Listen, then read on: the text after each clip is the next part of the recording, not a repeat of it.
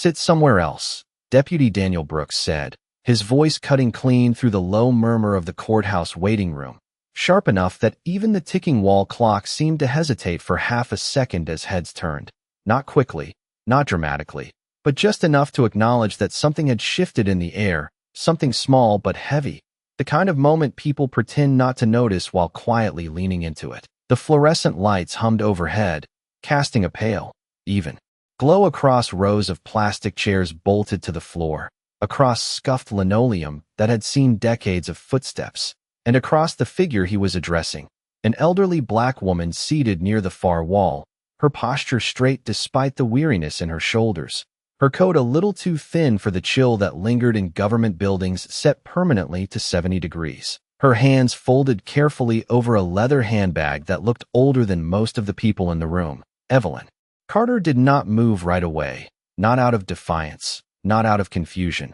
but as if she were measuring the weight of his words before deciding whether they deserved a response, her eyes lifting slowly to meet his, steady and unhurried, the kind of gaze that didn't challenge authority but didn't shrink from it either. Brooks shifted his stance, one hand resting near his belt, the polished badge on his chest catching the overhead light, reflecting it in brief, sharp flashes that seemed louder than they should have been. "You heard me," he added, a little firmer now, glancing briefly around as if to make sure the room understood that this was procedure, that this was order, that this was necessary, even if no one had asked. A man in a gray suit coughed softly into his fist and looked down at his phone. A young mother pulled her child a little closer to her side, whispering something too low to catch, while an older couple exchanged a glance that said everything and nothing at the same time before returning their attention to the floor. Evelyn's fingers tightened just slightly around the handle of her bag,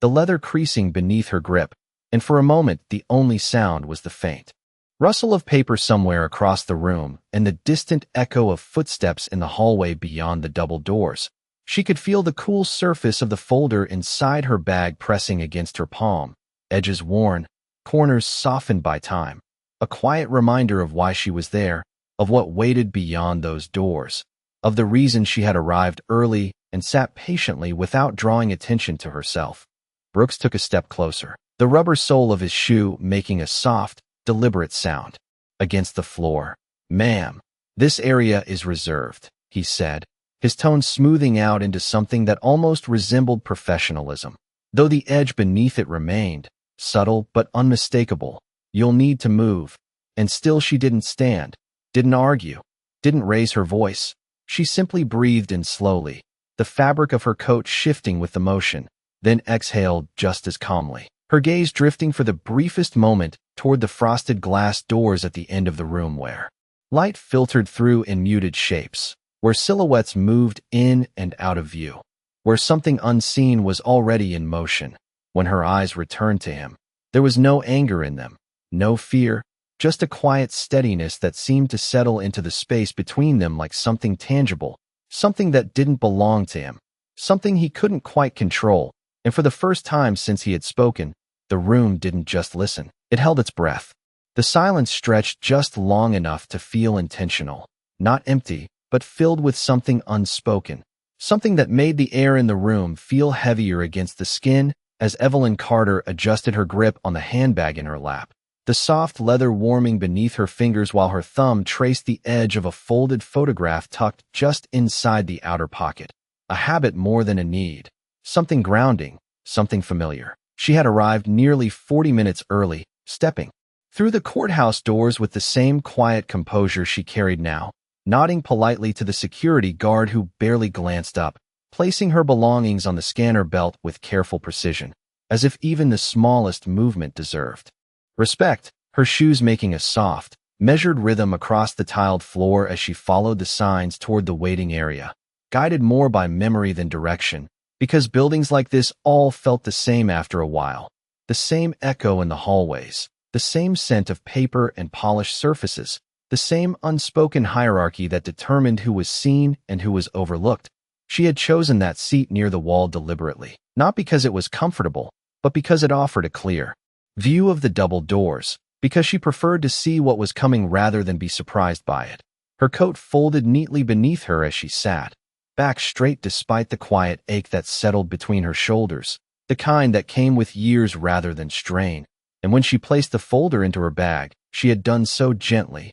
aligning its edges as though it mattered, as though order still meant something even in a place where voices often rose above reason. Now, as Deputy Brooks stood before her, that same stillness remained in her, not stubborn, not submissive, just present, her eyes steady as she finally spoke, her voice low and even, carrying just far enough to be heard without demanding attention. I believe I am exactly where I need to be. And the words did not challenge him, they did not accuse, but they did not yield either. And that was what shifted something, subtle but undeniable. As Brooks drew in a short breath, his jaw tightening slightly as if the response had not followed the script he expected, his gaze flicking briefly to the people around them, measuring, recalibrating, while a faint whisper moved through the room like a passing breeze, not words exactly, just awareness, just the recognition that this was no longer a simple instruction being followed. Evelyn did not raise her chin,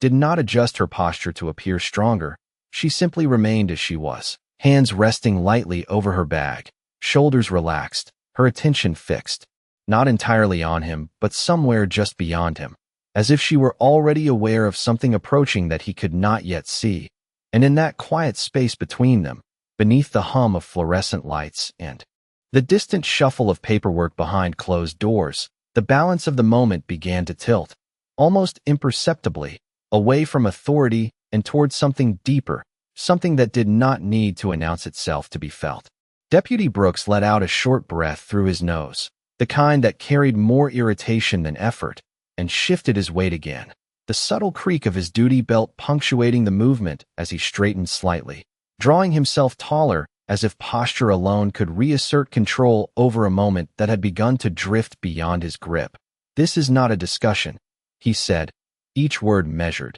deliberate, meant to close the space she had opened, his tone no longer edged but firm in a way that suggested routine authority, the kind he used dozens of times a day without question, without resistance, and usually without consequence. His eyes flicked down briefly to the handbag resting on her lap, then back to her face, scanning, assessing, categorizing in a way he did not realize he was doing, placing her somewhere within a system he trusted more than instinct, more than curiosity. "You are going to need to relocate to the general seating area," he continued, gesturing vaguely toward the far end of the room where a cluster of chairs sat half-filled, less visible, less immediate, as if distance itself could solve the discomfort that had begun to settle here. A faint murmur rippled again through the waiting room, not loud enough to interrupt, but present enough to be felt, like a low current beneath still water, as a man near the vending machines shifted his stance and glanced over his shoulder, his soda can forgotten in his hand, while a woman with a stack of files paused mid-step, watching with the kind of quiet attention people reserved for moments that felt like they might matter later. Evelyn did not follow his gesture, did not even look toward the seats he indicated, her gaze remaining steady, her breathing slow and even, the rise and fall of her chest almost synchronized with the hum of the lights above, and when she moved it was not to stand, not to comply, but to adjust the position of her bag slightly, turning it just enough so that the worn brass clasp caught the light, revealing for a brief second the faint engraving along its edge, initials softened by time but still present, still deliberate. Brooks noticed the movement, if only because it did not match expectation, and his brow tightened just slightly, the smallest fracture in an otherwise controlled expression. "Ma'am," he said again, and this time there was something else beneath it, something closer to impatience than procedure, something that leaned toward assumption rather than instruction. "I am trying to keep things moving here." And the words hung there, incomplete in their honesty but complete in their implication, as if efficiency mattered more than understanding, as if order required someone to step aside. Across the room, the double doors at the end of the hallway opened briefly, spilling a rectangle of warmer light into the waiting area before closing again with a soft, muted thud, and in that brief flicker, a figure in a dark suit could be seen moving quickly past, papers in hand, urgency carried in every step, unnoticed by most but not by Evelyn, whose eyes shifted for just a moment toward the light before returning, calm, anchored, as if she were tracking something larger than the exchange in front of her. Brooks followed her glance instinctively, just a fraction too late. His attention pulled and then returned. And when he looked back at her, there was a faint tension in his jaw now, the sense that the moment was no longer as simple as it had been when he first spoke. Yet he pressed forward anyway, because that was what he knew, because authority, once asserted, demanded completion, even when it no longer fit the shape of the moment. Last chance, he said quietly, leaning just enough for the words to carry weight without volume. And still, she did not rise, did not argue, did not break the stillness she carried with her. A stillness that was beginning to spread through the room, settling into the chairs, into the glances, into the silence that followed his words, until even the smallest sounds felt amplified, and something unseen, something inevitable, drew closer, just beyond those doors. For a brief second, nothing moved, not Deputy Brooks, not Evelyn Carter, not even the quiet observers scattered across the room, as if the moment itself had drawn a line no one quite knew how to cross. And then Evelyn shifted, not away, not in surrender, but forward, just slightly, her fingers slipping beneath the worn flap of her handbag with a calm precision that contrasted sharply with the tension building around her. The soft click of the clasp opening sounding louder than it should have in the stillness, drawing a few more eyes toward her without her asking for them. Brooks watched the movement closely now, his posture tightening, not because he expected danger, but because he no longer understood what came next, and uncertainty, even subtle, did not sit well with him. "Ma'am, I need you to," he began. But her voice entered gently before he could finish, not raised, not forced, simply present. "Do you always decide where someone belongs before you know who they are?" The question landed without sharpness, without accusation, yet it carried a weight that lingered, not demanding an answer but refusing to be dismissed, and Brooks paused, just for a fraction of a second, the kind of pause that would have gone unnoticed in a louder room. But here, in this held breath of a space, it echoed. A faint sound came from the far end, the distant roll of a cart or the shuffle of hurried steps, something moving closer behind the closed doors, something out of sync with the stillness in front of them. And Evelyn's hand, steady and deliberate, slid a sealed envelope from her bag, its surface slightly creased but carefully kept, the official seal pressed into the corner, catching the overhead light with a quiet authority that did not announce itself, yet did not hide either. She held it for a moment without opening it, as if allowing the room to feel its presence before revealing its contents, her thumb resting along the edge, her breathing unchanged, while Brooks' gaze dropped to it instinctively,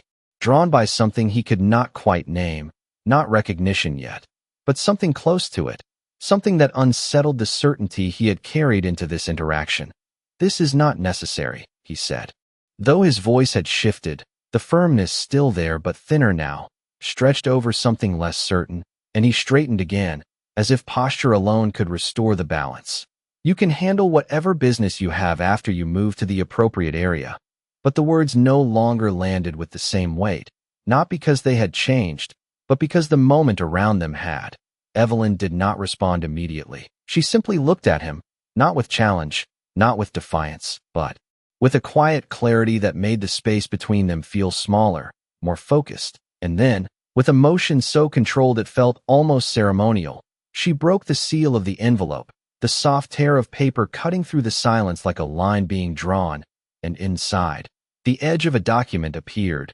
thick, official, the kind of paper that carried decisions, not requests. Across the room, someone shifted in their seat, the faint squeak of plastic against tiles sounding too loud, while another person leaned forward just slightly, as if pulled into the gravity of the moment without realizing it. And Brooks, for the first time since he had spoken, did not interrupt, did not step forward, did not assert control. He simply watched, his eyes narrowing just enough to signal that something in front of him no longer fit the assumption he had made at the start. While behind the doors, the sound of approaching footsteps grew clearer, closer, deliberate, and whatever was coming, whatever had already been set in motion, was now only seconds away from crossing into the room. The paper slid free with a soft, deliberate motion, its edges firm and unbent, the kind of document that had been handled with care rather than haste. and as Evelyn Carter lifted it slightly into the light, the faint watermark beneath its surface caught the fluorescent glow,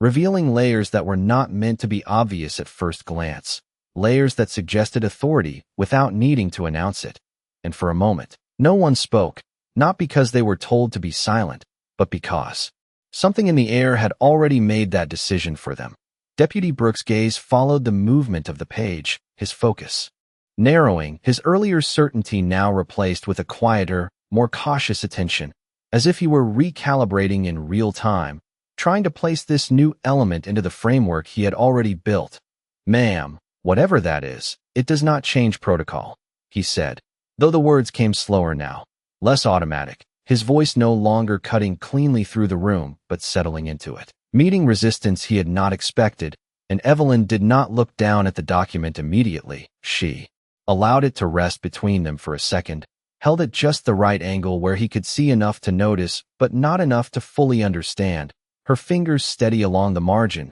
her posture unchanged, grounded in something deeper than the moment itself. Across the room, a chair shifted slightly, the faint scrape against tile echoing louder than it should have, while a man near the back straightened his jacket without realizing he was doing it, small movements betraying the collective awareness that something was unfolding, something that did not belong to routine. The double doors at the end of the hallway opened again, this time wider, and the sound of footsteps was no longer distant, no longer muffled, but clear, measured, approaching with intention, and a figure in a dark suit stepped through, followed by another. Their pace controlled but urgent, their presence immediately altering the balance of the room without a single word being spoken. Brooks glanced over. Instinctively, just for a second, but it was enough for the line of his shoulders to tighten, enough for the rhythm of the moment to shift away from him. And when his attention returned to Evelyn,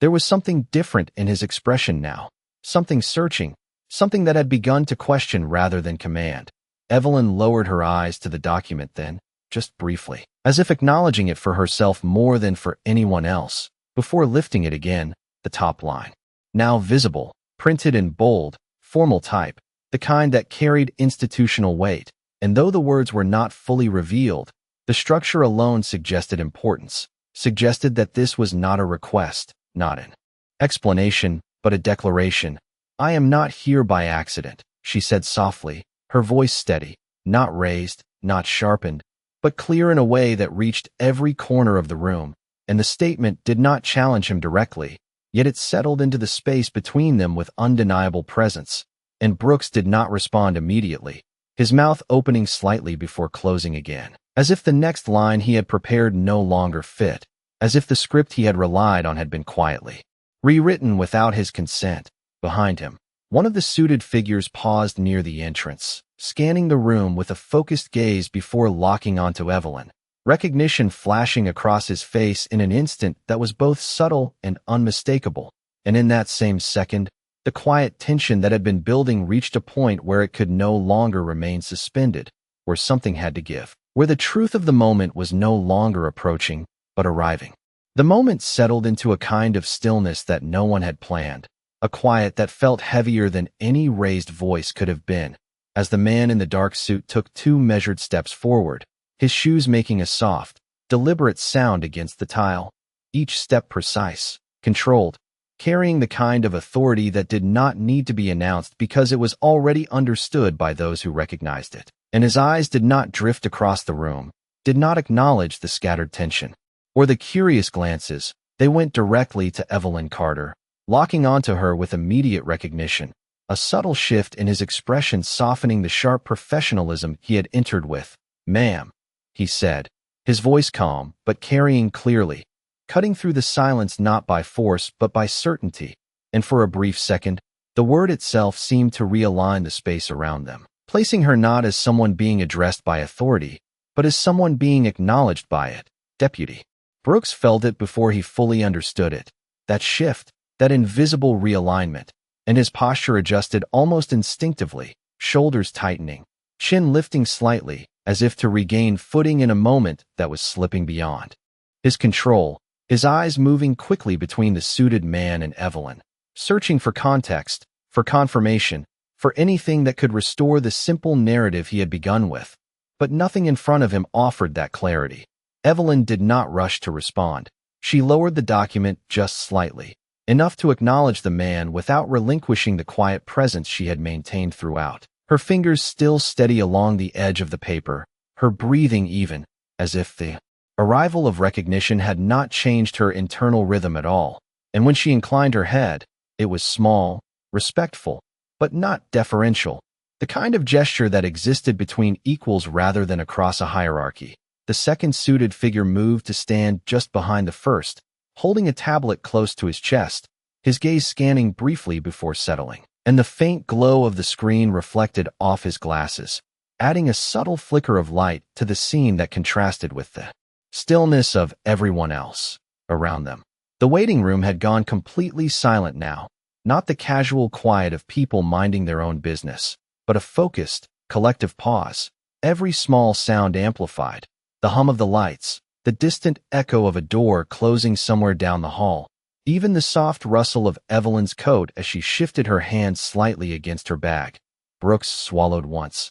the motion small but noticeable, and for the first time since he had spoken, he did not immediately follow with another command. His voice held back by something he had not anticipated, something that had begun to take shape just beyond his understanding. The suited man glanced briefly at the document in Evelyn's hand, then back to her, a flicker of confirmation passing between them without words, and he stepped slightly to the side, creating space rather than filling it, a gesture that seemed simple but carried meaning. And in that small opening, the entire dynamic of the room shifted again, away from enforcement, away from assumption, and toward something quieter but far more definitive. Brooks felt it fully now, that shift, that realization forming not in a single moment but in fragments. In the tone of the man's voice, in the way the room had responded, in the calm certainty that Evelyn had never lost, and though he had not yet spoken, had not yet acknowledged it, the certainty he had walked in with was no longer there, replaced instead by a growing awareness that whatever was about to happen next was not something he could direct, not something he could interrupt, but something he would have to witness. The man in the suit took one final step forward and stopped at a respectful distance, his presence steady, composed, and unmistakably deliberate. And when he spoke again, his voice carried not just through the room but into it, settling into every corner with quiet authority. "We are ready for you, Chief Justice Carter." And the words did not rise, did not echo, yet they landed with a weight that seemed to press the air itself into stillness. A stillness so complete that even the faint hum of the fluorescent lights felt distant for a moment. Deputy Brooks did not move, not immediately, because his mind had not yet caught up with what his ears had just heard, the title repeating itself in fragments, Chief Justice Carter, the connection forming slowly but undeniably, and his eyes shifted toward the document still held in Evelyn's hand, now no longer just a piece of paper, but something else entirely. Something that explained the calm, the certainty, the presence she had carried from the very beginning. Evelyn Carter did not react with surprise, did not rise abruptly, did not shift into something new, because nothing about this moment was new to her. She simply lowered the document with the same measured control she had shown all along and placed it gently back into her bag, her fingers smoothing the edge as if completing a quiet ritual. And then, with a slow, steady motion, she stood, her posture straightening fully, not with effort but with familiarity, as though she were stepping back into a role she had never truly left. Around the room, the silence deepened, no longer curious but absolute, the kind of silence that follows realization, as eyes widened, as breaths were held just a fraction longer, as people who had been watching without understanding now understood all at once, and no one spoke, not even in whispers, because there was nothing left to question. Brooks felt it fully now, the shift not just in the room, but inside himself, the unraveling of every assumption he had made in the past few minutes, each one collapsing quietly under the weight of what stood before him. And for the first time since the encounter began, he did not look at Evelyn Carter as someone to direct, to move, or to correct. He looked at her and did not know where to place himself. The suited man stepped slightly aside, opening a clear path toward the double doors, his gesture subtle but precise, and the second man mirrored the movement, creating a space that seemed to guide rather than command, and Evelyn moved forward without hesitation, her steps unhurried, each one grounded, each one echoing softly against the tile in a rhythm that now felt different, no longer blending into the background but defining it. As she passed Deputy Brooks, she did not stop, did not turn fully, but her gaze met his briefly, not sharp, not condemning, just clear, and in that brief exchange there was no anger, no triumph, only a quiet acknowledgement, as if the moment itself had already said everything that needed to be said. Brooks lowered his eyes instinctively, just a fraction, the smallest movement, but enough to mark the difference between who he had been a few minutes ago and who he was in that moment, standing still as the space around him shifted from something he controlled to something he had misread entirely, and behind him, the room remained silent, not because it was told to be, but because it understood. The sound of her footsteps continued down the narrow path between the chairs, soft but unmistakable, each step measured, unhurried, as if time itself had adjusted to match her pace, and no one in the room moved to interrupt it. No one shifted loudly or spoke out of turn, because something deeper than instruction held them still, something that had replaced curiosity with understanding. Deputy Brooks remained where he stood, his posture no longer rigid with authority but caught in a quiet pause, his hands resting at his sides. Without purpose, as if the role he had relied on moments before no longer fit the situation unfolding in front of him, and he watched as Evelyn Carter moved past him, the faint scent of polished leather and paper lingering briefly in the air as she passed, a small detail he would not have noticed before, but now everything felt sharper, more defined, more real. The suited man walked just slightly ahead of her, not leading, not guiding, but accompanying, his presence steady, his movements precise, while the second man followed at a respectful distance, the tablet still held close, its screen dimming, as if even the technology understood it was not the center of this moment. As they reached the double doors, one of the men stepped forward and pulled it open, the hinges releasing with a low,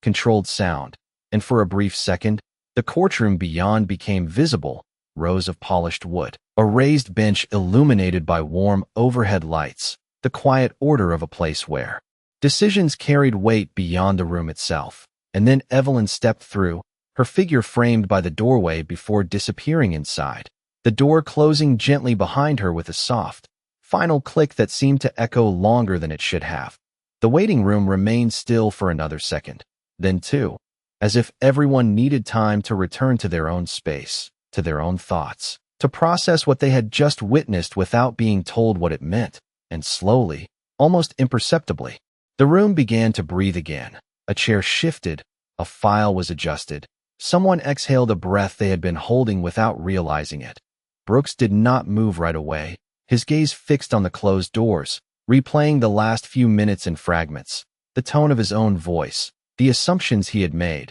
the calm response he had received, and the moment everything shifted beyond his reach, and when he finally did move, it was small, a slight adjustment of his stance, a subtle lowering of his shoulders, as if the weight he carried was no longer the badge on his chest, but the realization settling beneath it. He glanced briefly around the room, not meeting anyone's eyes for long, aware now in a way he had not been before, aware of how visible he had been, how certain, how wrong. And there was no confrontation waiting for him, no one stepping forward to challenge him, no voice raised in judgment, only the quiet presence of people who had seen enough to understand. Near the far wall, an older man picked up his newspaper again but did not open it, his eyes lingering for a moment longer on the closed doors before lowering, while the young mother gently brushed her child's hair back into place. Her movements softer now, more thoughtful, as if the moment had shifted something small but lasting inside her.